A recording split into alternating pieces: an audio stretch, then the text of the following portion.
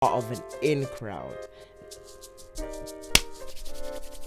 What is good? What is good? What is good? This is your fashion consigliere. Bless up from your feet to your head top. Keep your neck up. I am Aura of Night from nytypical.net. Please, I'm humbly here to just speak to you about concepts that I love and I've written about and write about, and to offer them to you on YouTube just as well. This concept is personal to me because I'm not really a big fan of these people, although they're a necessary evil to just know where your extremes are, and they're part of a larger scale picture of what consumerism is today. But this is just a nice, fun and gentle way to speak about them and not be too negative, but just have a little satirical play around with all of these things. I know a lot of the times I get serious and really into the nitty gritty of certain things, and that's not going to be any different today, but this one just happens to be a fun one to talk about, really, just on an auditory level. So the topic today, without further ado, is the Avant-Horrr and the hypebeast, or the Avant-Horrr versus the hypebeast, however way you would put it. But the Avant-Horrr is a concept that I came up with that I will break down later on, just right after I break down what a hypebeast is. Now, a hypebeast is someone that loves, genuinely loves things that other people covet, right, and consider to be luxury. Now, they dress to impress onto others the fact that they're able to do something that they may or may not be able to do. Now, this comes in multiple facets, whether it's feeding into the fear of loss, or just the exclusivity factor, or any of those things. Maybe not for the savvy fashion buyer, but definitely for regular buyers. They would like to impress on them that they're part of something that other people aren't, right? Now, the hypebeast is really entrenched in the commercial factor of certain very high fashion houses that have a massive heritage and have items that don't lose their value and probably get higher in value. Now, this would be the mercantile class of our society, which is something that I will get into again in another video, but let's just say they're part of the mercantile class. And this is people that love the storied history. The hypebeast is part of a clique that loves the storied history of certain houses like Chanel, Margiela, Fendi, Balenciaga, LV, Gucci, Versace, all of those places, and they really, really, really, really love it when you see that what they are wearing. They really love it, and that is part of their their ick factor, let's say.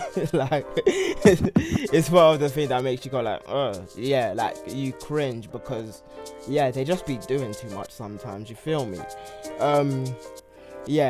It's only the most influential pieces of those certain houses, a Supreme BOGO tee, or the Balenciaga Triple S, or the Versace Chain Reactions, or a Versace Baroque shirt, or a Chanel spaghetti strap bag, even down to that. What else would they love? The Margiela Tabby boot, or the Comme des Garçons Nike collab, or even the Off-White 10 and the Jordan 1s. They've become part of this class as well.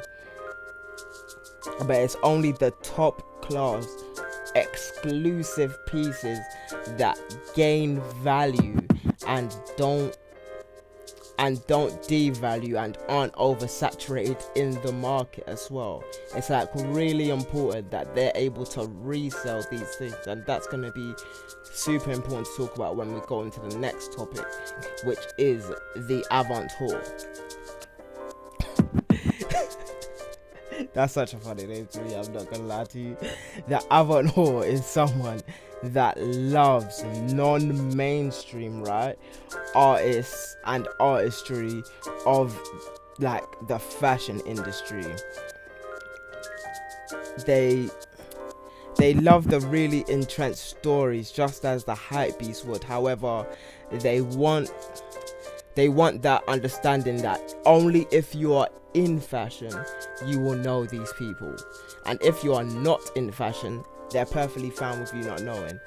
But let's say you say you're in fashion, you should know what Margiela piece they're wearing from which show on which occasion, and they will be Margiela heads, shoulders, knees, toes, everything dripped out in Margiela, or everything dripped out in Comme des Garçons, or everything dripped out in Boris Bijan, or everything dripped out in Ander Milamista, Walter Van Berendonk. Like, well, not everything, but like they will be this is like the type of people they will be wearing, like Walter Van Berendonk. Let me not use my cursed English accent.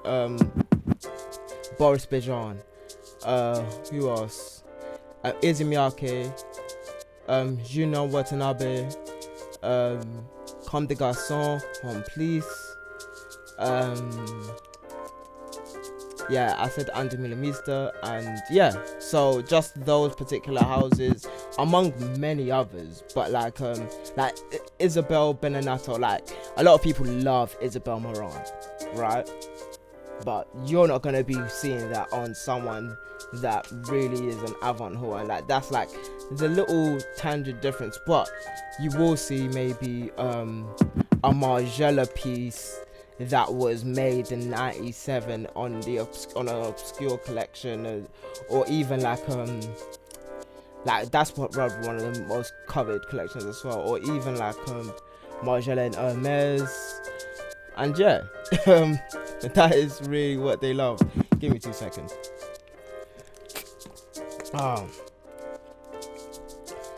Like, you can class the Avant-Horrr as someone that relates to said designer and their story and what they stand for technically. Like a lot of these designers are outcasts, or even like unpopular people, or just super duper weird people, and the Avant-Horrr is someone that loves to affiliate with people that are off the cuff and weird. Now, they may be a totally normal person themselves, totally average, but to be able to buy into this, and that is one of the ick factors outside of them needing you to know exactly what piece they're wearing, instead of to just be free with the information and educate. It's a if you know thing, you feel me? And yeah, like that's not a me thing really. Like I got into fashion to like just speak about fashion because I love fashion, to wear it sometimes, but as a designer, like I don't really love other designers in the way that I need to buy them. Like, I need to make my own things, so that is what I do. And this is how I show love to other designers, by talking to them, because I genuinely love what they make, and I genuinely want other people to know what they make and all of these other things. But yeah, the Avant-Horrr is not that person. The Avant-Horrr is not gonna tell you. They probably don't care. They're gonna be like in the community, it's called almost a Jerry Boy effect. Like Jerry Lorenzo back when he was super duper hype. You would see people wearing Jerry Lorenzo head to toe, or Yeezy head to toe, or Supreme head to toe. Those are hype beasts now today. That's what the modern hype beast, well, not the modern hype beast, but the old modern hype beast used to do. Now that is a very, very mature thing to do if you're an Avant-Horrr. like saying head to toe one person, yo, the community is gonna love you for that one. Like, it is absolutely gonna love you. And like it's almost like the Uchiha and the Hachirama clan, the way that they just love doing these things. Like, whether you're a hypebeast or you're an Avant-Horrr, it's like that, like, to me it's like two sides of the same coin, almost, because really and truly you're not doing anything different than a hypebeast is doing. You love coveted items, you love the exclusivity factor, you just probably either don't want the BOGO nature of it all and the printed nature of it all, which is a very graphic-y type thing, a very skatery type thing.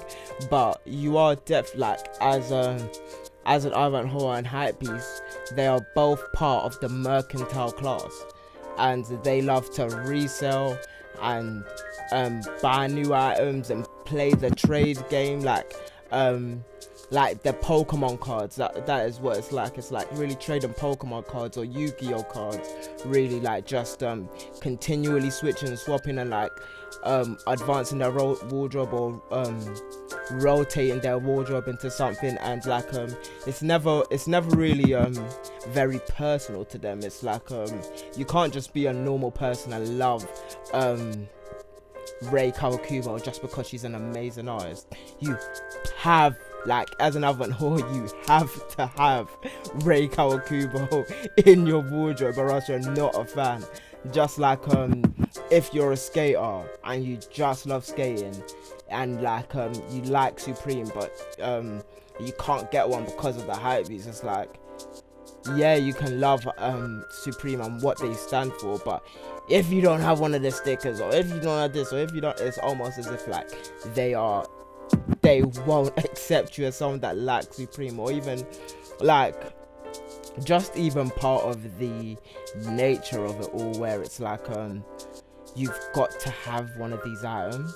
It's like, it's almost like a peer pressure thing that you can't just exist and like there's a lot of people that I know, like there's like, I've literally got so many good friends that just love certain fashion items, and we can just talk about all of the fashion designers that we love all day, and no one's judging one another, and we're just talking about the type of things and where we started and all of these things. But with an Avant-Horrr, right, or a hypebeast, it is gonna be one of those stringent things where it's a battle to see who is the bigger fan of this person, when it's like yeah, you're just trying too hard, bro. That's like one of the major ick things. Like, it's like you don't need to be so cringe about fashion, and that is part of the bigger problem in fashion, where it's like these are the people that you meet first, because there's so much on the extremes,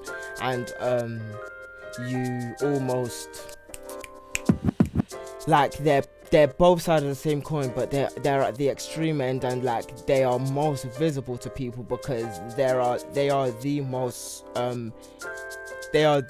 photographable, because they are doing something that is quite innate and quite visceral, which is either wearing all of the things of one designer, or like wearing the most obscure items because they just want to be seen as an obscure person, which is like, just no. It's like, no, like when you're an Avant-Horrr, it's like they just want that. Or like if you're a hypebeast, like, you're going to know what I'm wearing, you are going to know, and the regular shopper is gonna be like, damn, I wish I had that, or at least that is the feeling that they try to evoke. And it's like, no, sometimes you just love fashion. Sometimes you buy into fashion because you love the items, you love how well made the clothes are, you love being able to buy it, but you can't buy it full retail price or something, so you have to buy it on sale, and you have to wait for the sale, or you have to buy it used sometimes, and that is perfectly fine with you. Like, you can do that, and you love like the fact that these items last longer, and yes, sometimes you'll be able to spend, or you can sell it for more, and that is fine also. Like, there's a part of it where it's like sometimes it's like just putting, like, I love effort, I really, really do, like, don't get me wrong, I love effort, but like when you are sweating to make other people feel something that